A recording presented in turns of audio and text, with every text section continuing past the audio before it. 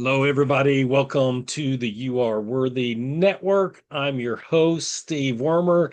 Excited to be with you again today. I don't typically do two interviews on a Monday. However, I couldn't pass up the chance to interview my new friend and a remarkable lady that has a lot of fascinating things to tell us today. And I think you're going to love her. I'm going to introduce you to her in just a second. But if you haven't chimed in a while, I want to share some exciting news with you because the You Are Worthy Network is now on Spotify.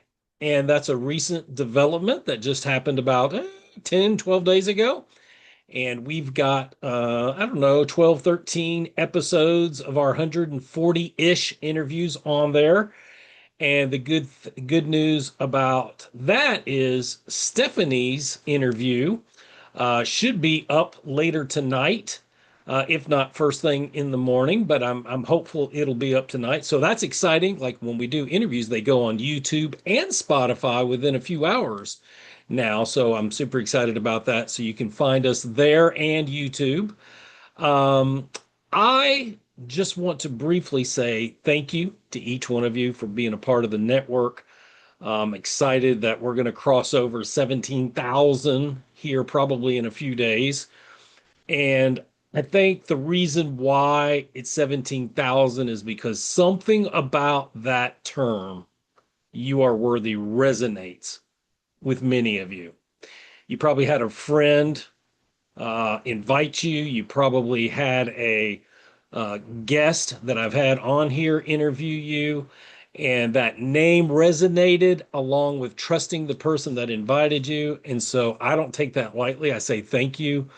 And if you're wondering what the You Are Worthy Network is, I'll try to give you a very quick explanation, although I'm not good at very quick explanations. It's basically a rebuttal to my unhealthy previous mindset. And I said, I'm going to do something to be part of the solution because it was like after I started to have victories in mindset, I said, wow, this is like buying a new car. Look at all these thousands upon tens of thousands of people struggling with mindset and worthiness and healthy thinking. And I was right in there with you. And I still can be, by the way. It can happen. Any of us can have an unhealthy mindset day at any given time, and we don't get through unhealthy mindset alone. Don't try to do it alone. But we are worthy because of the blood of Jesus. I'm going to give you that short answer and leave it there. I'm not worthy of my own, but because of the blood, we're worthy. He said so because he went to the cross and said, "It is finished." Um, And I also want to tell you that your story's not over yet. If you're in a stuck season, if you're in a season that needs hope and encouragement, I assure you, I've been in many of those seasons before. I'm kind of on the tail end of one of those now, just to be candid with you. But the good news is it's a chapter. It's not our whole story. Your story is not over yet. My story's not over yet. Stephanie's story's not over yet. We have some of the best chapters still to go, and that's exciting. And we'll get into some chapters here with Stephanie in just a few minutes. Let me introduce you to her. Stephanie Edwards is a wife, mother, author, massage therapist, child protection worker, and lifelong believer in the power of personal growth. Her newly released book, Tag, You're It, Rewriting the Labels That Have Been Writing Your Life, explores how the names, expectations, and identities we carry can quietly shape our lives and how we can begin to rewrite them. With a background in psychology, leadership development, crisis response, massage therapy, and child protection, Stephanie has spent decades helping people navigate difficult seasons. Today, she's passionate about helping others recognize their inherent worth, release limiting beliefs, and embrace a more intentional future. Stephanie brings humor, honesty, and heartfelt insight to every conversation, whether discussing worthiness, grief, relationships, or starting over.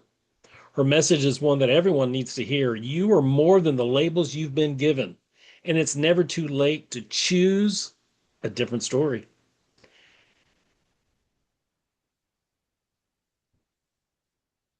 Sorry, I was trying to decide if I wanted to read some more. It's amazing to me how God aligns people. I'm sitting there reading that, and the word worth is interwoven in there, and the word story is interwoven in there. This is going to be a fascinating conversation. Stephanie, thank you for being here. Welcome to the You Are Worthy Network. Thank you so much for having me, Steve. When things are aligned with the people in our life, that's what brought us together, and I'm so fortunate to be here. Oh, it's my pleasure to have you. Why don't you tell us, Stephanie? I was saying at the beginning, almost 17,000 people. I've got people from all over the world eventually can see this. What little corner of the world do you live in? Where's home? So I am a North Dakota native. No, that's not in Canada, but as close as you can get to it, about an hour and a half south of the Canadian border. So I was there for the first 49 years of my life. My family and I moved down to the Tampa, Florida area for a couple years, and now life has transplanted us to the Southwest Minnesota. Now, folks that understand U.S. weather are going to ask, why did you move back from Tampa? Well, some days we ask ourselves the very same question. I'm not going to lie. Sometimes hindsight gives you a bigger, broader picture of things. But just as North Dakota and Minnesota winters are ridiculously cold, Florida summers are ridiculously hot. So we chose our hard, and our hard happens to be winter for now. Gotcha, gotcha. And who do you do life with in Minnesota? So in Minnesota, I have my husband, Robbie, and our 12-year-old daughter, Journey. And then I also have two older children. My son, Dylan, is 25 and Jersey is 23. They're back in North Dakota. Okay, okay. And so what do you and your husband and Journey, what do you guys like to do for fun? What do you do to cut loose a little bit? Well, to be honest with you, at this stage of life with a 12-year-old, we are deep into softball season. So if it's not practice or a game, it's a tournament. That'll be through the end of July. So being good fans of our 12-year-old who's just starting her first opportunity at pitching. So it's really fun. Nah, that is fun. I tell you what, I played competitive baseball for a few years, and some of those girls, I'd be more intimidated by them than some of those fastballs that the guys pitch. That's intimidating. They are amazing. And for these 11, 12-year-old girls, Journey, she doesn't pitch quite as fast as some of her friends, but she literally just started, but she's fairly accurate. But some of her friends back in Florida, 12-year-old girls pitching 50 miles an hour. It's crazy to me too, but it is definitely something to see how they can do that. I think it's the release of the ball and the angle, the way they do it too. Just that and the speed is just like amazing. So let's have a little fun, or at least that's the goal. I hope that's the case. Let's go back in time a little bit. And where did you go to high school? So I graduated from Minot High, class of 1992. And just for perspective, Minot is North Dakota, correct? North Dakota. Yep. How did I know that? Because I interviewed somebody from Minot. I got lucky. Um, so did you say what your class size was? Did I ask you that? I Uh, didn't ask you that. our class size was 512.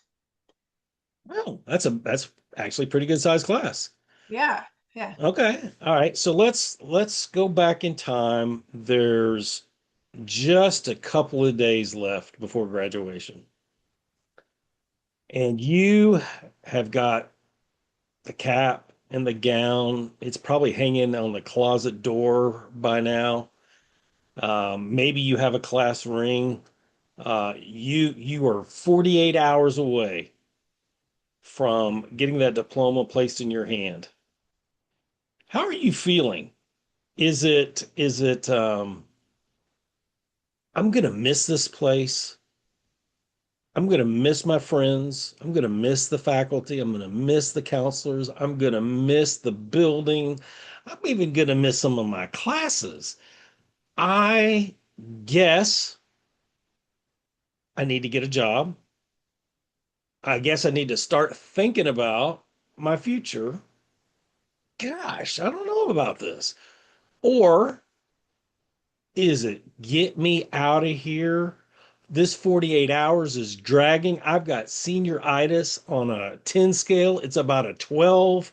I know what I'm going to do. Get the prison bars off of me. I've got a job. I'm going to work it this summer. I know what I'm going to do this fall. I know what I'm going to do after that. I've got it figured out. Let's go.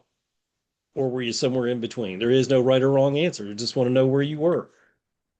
I think I probably lean more towards the let's be done with this and move on. Like I have things I want to do in life. Get me into college so I can get out of college. Not that my high school experience was bad by any means. I had some of the best friends, some of the best times. Um, like, man, if I could just call them all up right now and go play some cards in the cafeteria, I 100% would. Um, but I was definitely ready to be done. Like sometimes you know when you've outgrown your space. And that's how I felt. Yeah, for sure. And I definitely felt that way too. I can relate to that. And of the many guests that I've interviewed, most land there. There's a few that weren't sure. There's a few that had a curveball and life happened around that time.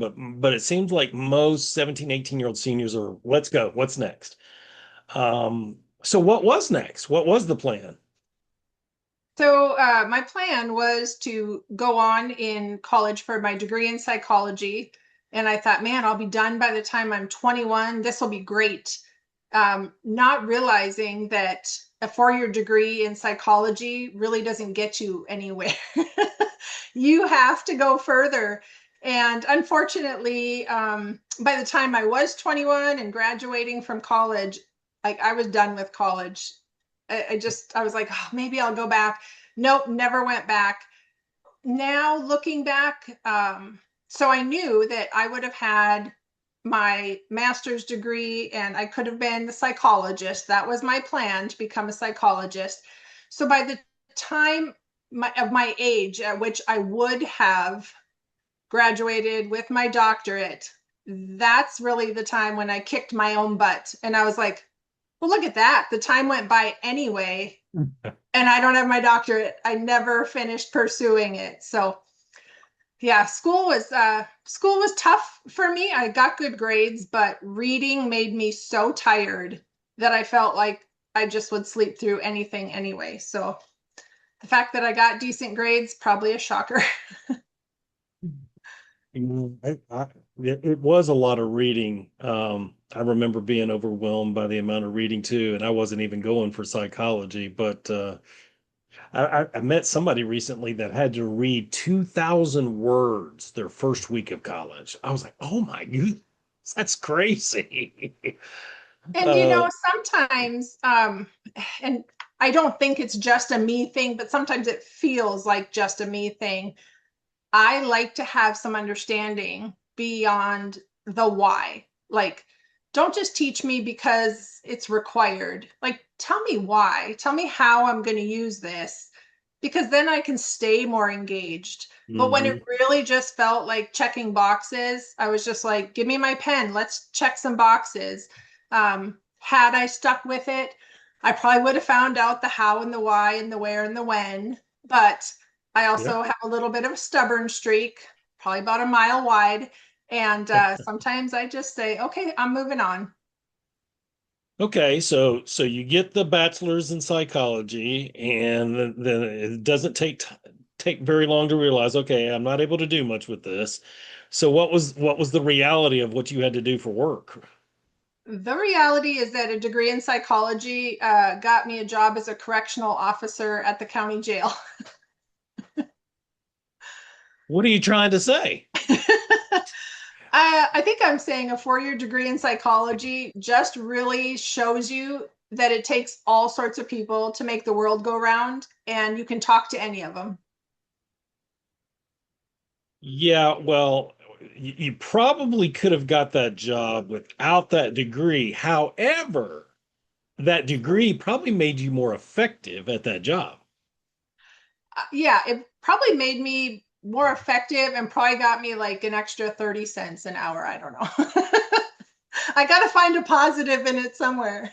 Right, right. So how long did you do that? So I was there for a couple years and then realized that working 12-hour shifts, I felt like as much of a prisoner as the inmates at the jail, especially in North Dakota, when in the winter you go to work in the dark, 12 hours later you're going home in the dark. Mm, And I can really only take that for so long, but I love criminal justice, loved being a part of that. So then I went to the police department and was a 911 dispatcher for 3 years. So I didn't go too far. okay, well, you got more pay there, I'm sure. I did. Okay, so where in life did massage therapy come into play? So being a dispatcher, I think I always carried this little bit of fear with me about that 911 call that was going to be a medical call, and I was responsible for helping save somebody's life.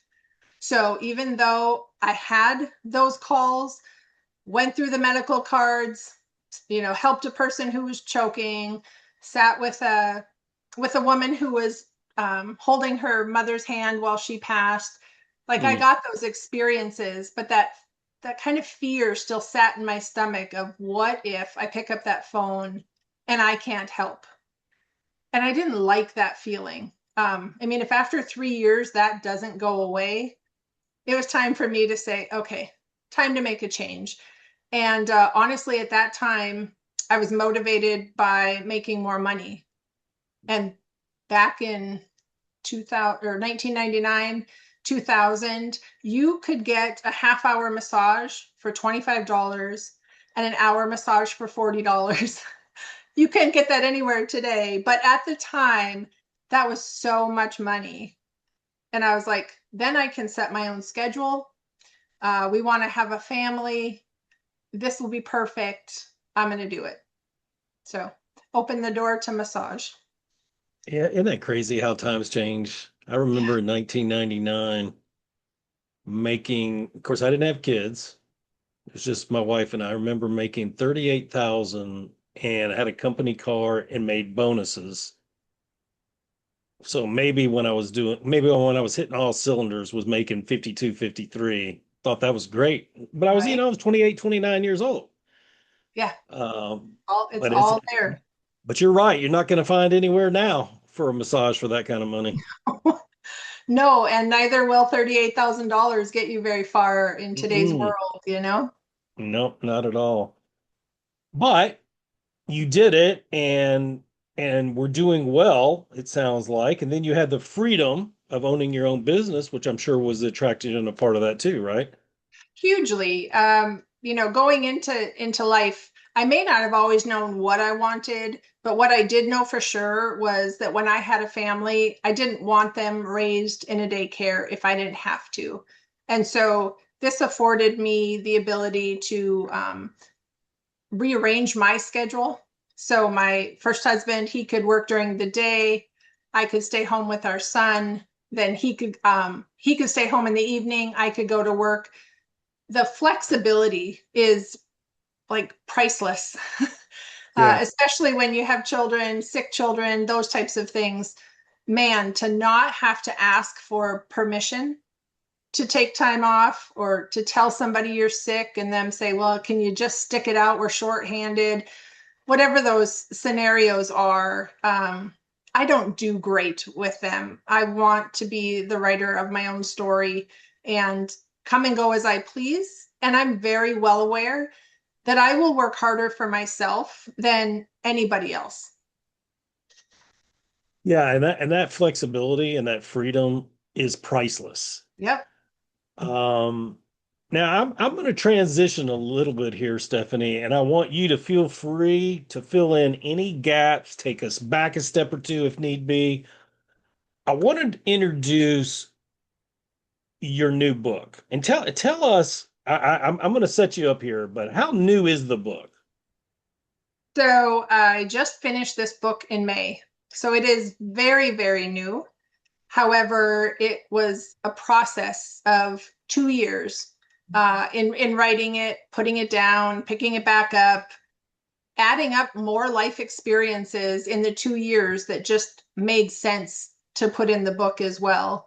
So when I had the outline for it, I actually heard Dr. John Deloney speak at a Maxwell Leadership Conference. And man, I mean, not only is he just a good looking guy who walked out onto stage, but he really had a message that just hit me right in the gut. And he talked about who you were as a child does not have to be you as an adult. And it's okay to let some of those things go. And I was like, yeah, let's talk about that. So I really just sat down that day. As soon as he got off stage, I couldn't even tell you who spoke next because I was busy writing in my notebook what the chapters would be if you could release these tags that people put on you as a child. And so that's what I focused on. And yeah, it started right then and there. Now tell me who that was again that spoke. Dr. John Deloney, Delony. Okay. So just to set this up, guys, when Stephanie and I met a couple weeks ago, she wanted to know my address right away. And the reason why she wanted my address, she was very kind, wanted to send me a copy of her book. And that happens. That's one of the nice things about, having your podcast. People will want to send you their books. And I told her, I was very honest with her, this is just my season of life. And I am an avid book reader. When I was at my height of reading, maybe 5, 6 years ago, I was reading maybe 115, 120 books a year. Um, but that's changed, and I'm not reading a lot of books at all right now, other than the scriptures that I read in the morning. Matter of fact, I'm looking at a stack of books that I bought at the end of last year with the goal of reading them. So I felt bad that I had to tell Stephanie I'm not going to be able to read this book before our interview, and she said just skim it, get an idea for it, and I agreed to do that. Let me tell you guys, and I was telling her this just before we went live. I am so looking forward to when I do get a chance to read this. This book's going to go with me on vacation whenever I get that. And it is called Tag You're It. And let me just read from the back cover because I think it's fascinating. From the labels we're given in childhood to the quiet ones we place on ourselves, the tags we carry shape how we see our lives and how we show up in the world. But what if you could choose a different one? Tag You're It is a thoughtful and empowering exploration of the labels that define us and the freedom that comes when we decide which ones stay and which ones go. Through relatable stories and honest reflection, this book invites you to question the beliefs you've carried, release what no longer serves you, and step into a version of yourself that feels intentional, aligned, and fully your own. Because the most powerful tag you'll ever wear is the one you choose and live. I love that. And um, I gotta say, and I've interwoven this into my most current keynote. You might already know this, Stephanie, but we are told, the average person is told by the time they're 18 years old, no, or a variation of do not or no, 148,000 times. Now, some of that's to be safe. Don't walk out in front of the street, don't put your hand on the hot stove, but it morphs into more labels than safety comments. And so tell me, what was the inspiration of this? What was it John's talk or was there something already brewing in you before that? I think there was probably something brewing right there at the surface that I've thought about things like this, things I was told as a child, things I know other people have told me as a child. Same thing with working in massage therapy for that long. You get a lot of people on your table who are going through tough times in their life, not feeling worthy. And a lot of people like to talk during their massage. And I have some amazing clients who have allowed me into their life. And we've had some of these conversations about, well, just because you were told that as a child, you don't have to live under that umbrella as an adult. And the person who told you, I guarantee you, hasn't even thought about it for the last 40 years. They don't even think that they said something to you that you carry with you every day into multiple decisions and create a life around that. Um, so I'd had a lot of those conversations, but when Dr. John came out onto that stage and really just reinforced that point, it kind of seems like that was the glue that just grabbed everything and said, this is something you need to explore it, because saying something and actually doing something, big difference. And so, yeah, over the last couple years, to be able to say in my own life and through conversations with other people, giving that person their power back when they don't even realize that it was taken away is really impactful. And the title Tag Your It happened immediately. And I Mm, say that because think of it as a child's game when you're playing tag, right? If I'm the tagger and you are going to run, I get to dictate how this game goes. I get to dictate whether I'm going to chase you or the next person and what pattern I'm going to take. The rules are up to me, right? But when I tag you, all of a sudden that power shifts to you. mhm. Now, the rules of the game, the pattern in which it's going to be played, who you are going to chase, I just gave you that power. So that title has never changed. The tag you're it. Um, along with that, along with the title and the thought of that game is also a tag. So I was I was putting my sheets on my bed one day and the tag's on the bottom, and I think, just like you do with a pillow, oh, can I just rip this thing off, right? And for whatever reason, it caught my attention in reading the tag, and it tells you how to care for it, how to wash it, how to dry it, should you iron it, all of these things for a piece of fabric. Yet when we are here, we have no tag. We have no direction on how to care for us best, Mm. how often we should be taken care of, loved, hugged, any of those things. We don't have a visible label that people can read when they meet us. And so it's just little bits and pieces that when you start focusing on something, you know how they say you don't realize how many yellow cars are out there until you buy a yellow car, and then all of a sudden everybody owns a yellow car. Same Yep. thing. You don't know how many tags you come across on everyday products and then think about, well, man, I don't have a tag. My husband didn't come with a tag. We're just learning as we go. Yet simple everyday products are very specific how to best take care of them. Yeah, as you're sitting there explaining that, and maybe I'm taking this just a smidge out of context, but not a lot. Like the old saying, "Sticks and stones may break my bones, but words will never hurt me." It's not true. Not true at all. Words Not do true at all. hurt, and labels do hurt, especially And the they ones that linger. are, Yeah, yeah. So tell us, was there a specific label that you carried for too long that affected your worth? absolutely. there's definitely a couple of them. A really simple one is I love my grandfather more than anything.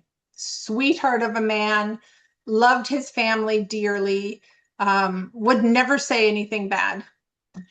And I'm tall. I was 5'11" growing up. And to my grandpa, that meant basketball player. He loved women's basketball. Um, However, I was I was graced with height and clumsiness all at the same time. So basketball was not on the register for me. When my grandpa would when I was with him and he would introduce me to somebody, he would say, "Oh, this is my granddaughter Stephanie. No, she doesn't play basketball." And it was like I just Mm, felt like a letdown.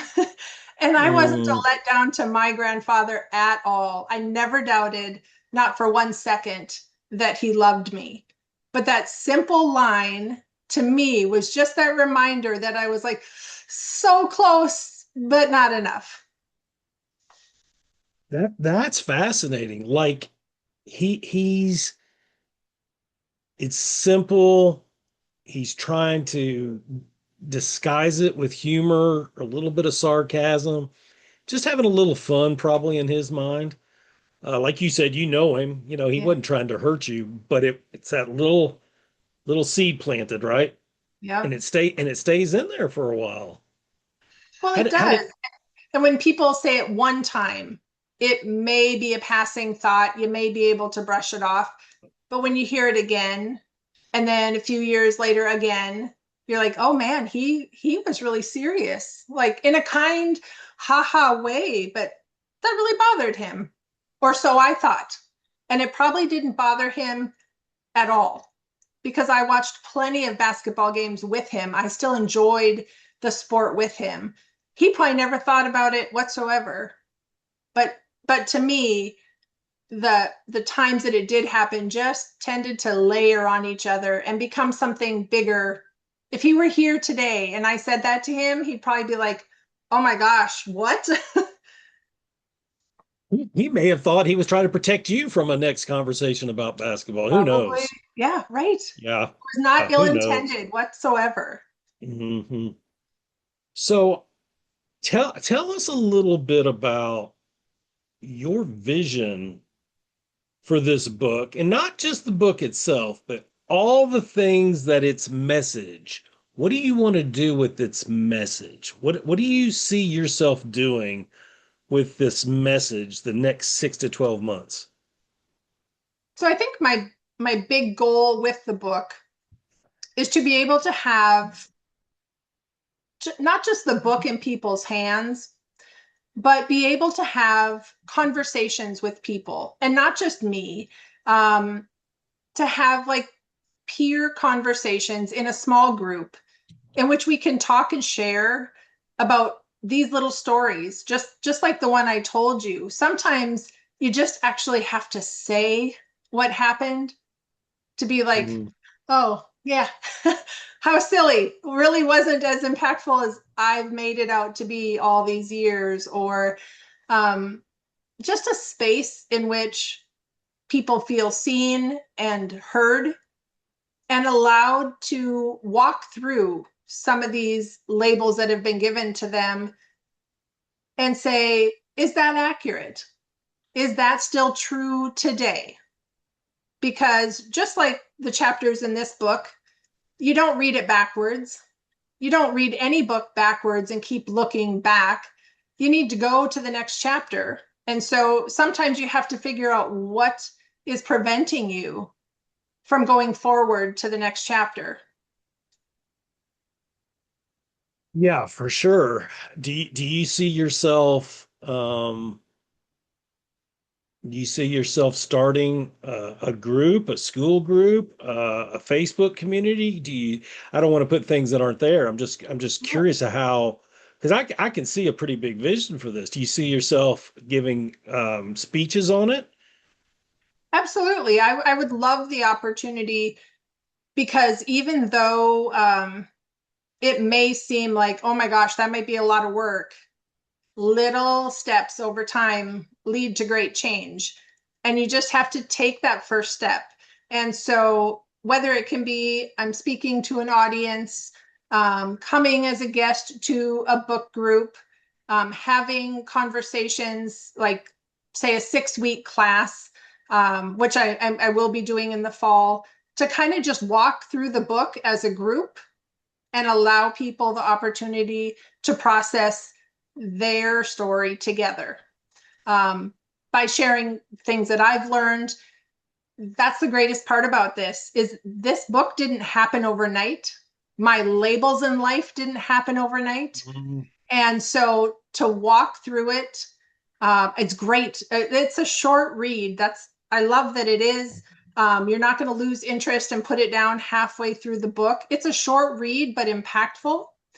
And when you can walk through that with somebody else and just process things in a space where you're not interrupted, you actually are allowed to think it through. It's amazing the answers you find. And same for myself over the last 2 years when I really started to think about some of these things. Man, I was connecting dots in ways I didn't even know were affecting me all these years. And now it's like you have to name it to claim it, right? And so then I was able to say, yeah, why? Why am I still wearing that? It's not true. It's not helpful. And I don't need to identify with that anymore. Yeah, that makes total sense. What would you say to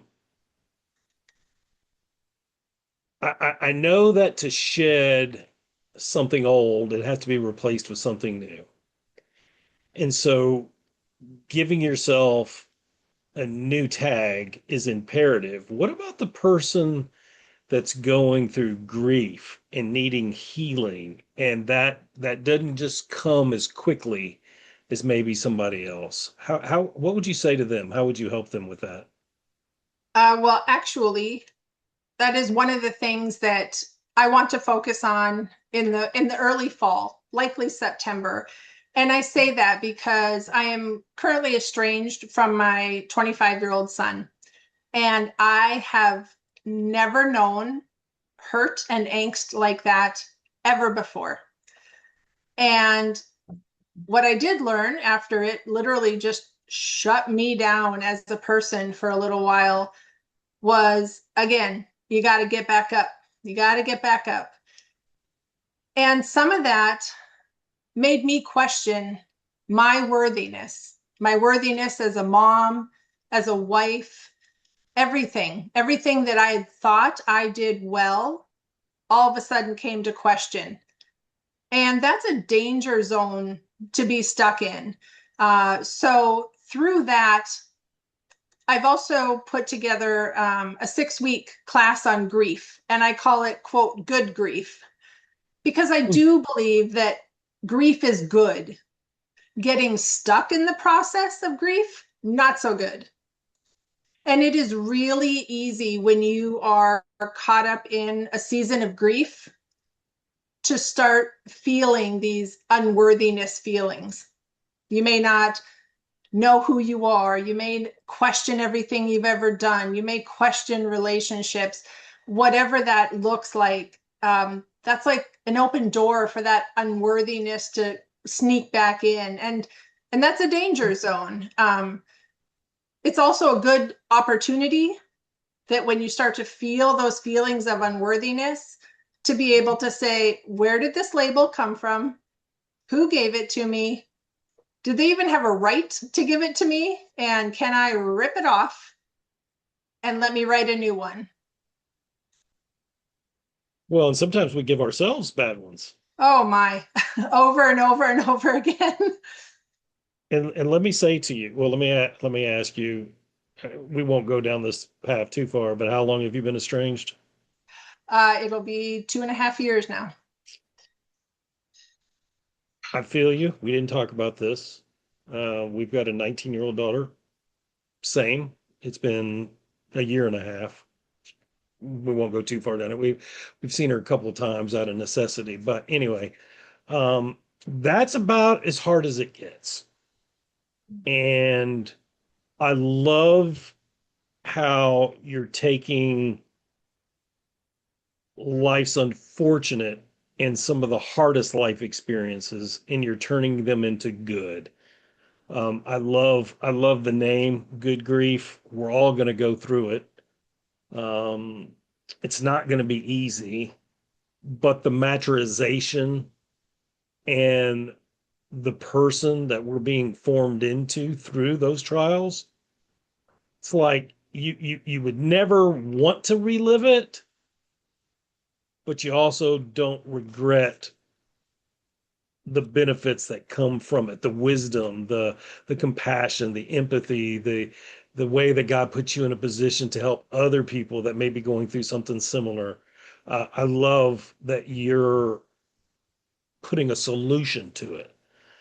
Um, tell folks where they can find the book, of course, first of all, and then where they can learn more about the amazing work that you're doing in these other areas. Yeah, so right now, my book is on Amazon. You can just look it up, tag your it, and add my name because I didn't look that up first, and apparently there are tons of Tag Your It books. Ah, However, if you put in Tag Your It, Stephanie Edwards, it'll come right up for you. And then you can always find me on Facebook. Just look up Get Growing Company. I'm the one with the blue lotus on it. Would love for you to join our group. Every day I shouldn't say every day. I try every day to put a little post-it note on there that I write just something about life that helps you grow as a person. Because what I do know is that if this estrangement would have happened to me 5, 7 years ago, I was not the person who would have picked myself back up. I just wasn't there. But as I've grown over those 5 to 7 years, when it did happen, I was in a much better place. Even though it hurt and knocked me down, I was in a much better place to get up. So yeah, so I try to put things on there every day, call it the 365 days of growth. Just a little snippet to give you something to think about every day. Or you can check out my website. Now, mind you, I created this website. I am by no means a technology guru, but it's called getgrowing.life. I will be putting on there any classes, any workshops that we're doing, any interviews. You'll find it all there. And I would just love you to check it out. If you have questions, reach out to me, getgrowingco@gmail.com. You can email me anything and I can let you know when we have upcoming things. and we'll have all of Stephanie's social media links in the show notes afterwards. So what's right around the corner that you can tell us? I know you can't tell us everything because you don't know everything around the corner, but what's exciting coming up that you can share with us? I am really, really excited to start a 6 week class with the book. I would love to have 10 to 12 people, keep it kind of small. I don't need a specific number. If it's literally two other people and I, great. We will use up our time. But I would really like the opportunity to do a 6 week walkthrough of this book, um, helping people realize the weight of the labels they've been carrying and the realization that they can rip off those tags at any time. They can lay them down and walk away from them. If they want to rewrite them, great, they can do that. The power of the pen is with them. And Mm. if they don't want to pick it back up, don't want to rename it, that's fine too. It's about giving people that realization that they can choose what was once said, what was once told to them is not who they are through their whole life. I see that so often now in child protection. Some of the things that parents have said to their child, you're just like your dad. You're so lazy. You're never going to amount to anything. And now that I've written this book, it just makes me cringe thinking, oh my God, that's going to stick with them. Like maybe I can just shove this book and when they're 18, they'll read it and realize I don't need to carry that. I am worthy. I'm not just like my dad. I'm not in jail. I have a purpose. I'm not lazy. I mean, the list goes on and on and on. And so to be able to put that power back in the hands of the person it should be in, and also make us aware of the labels that we put on other people. Like, think before we speak. Is it true? Is it necessary? Is it kind? I say those things to my 12-year-old daughter all the time, especially as she's getting into texting and group chats. Is it true? Is it necessary? Is it kind? Like, children need that, being they are on social media and phones and group chats, but we as adults need that as well because we're also very quick to speak. Oh, yeah. Yeah. Stephanie, it sounds like you're using that psychology degree after all. This might be my biggest payoff from that degree. I don't know, but I'll take it. I learned something. That's what matters. Yeah, Lord moves in mysterious ways, Isn't right? that true? Isn't that true? And not on our timeline. Never on our timeline. That's right. Well, this has been fabulous. I can't thank you enough for sharing your experiences and your wisdom with us. It's not easy to come on here and be vulnerable with a situation like you just shared with us a few minutes ago. I really appreciate the vulnerability because we're all either in a storm, coming out of a storm, or about to go through one again.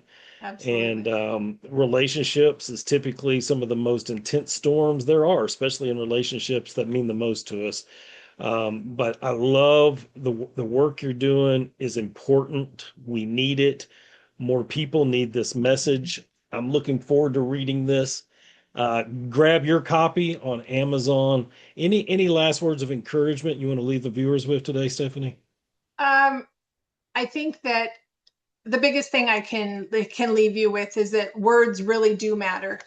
Words really have a weight to them, and whether they are words that have been placed upon us or words that we have put on somebody else, um, that can be the story that we are spending years trying to overcome.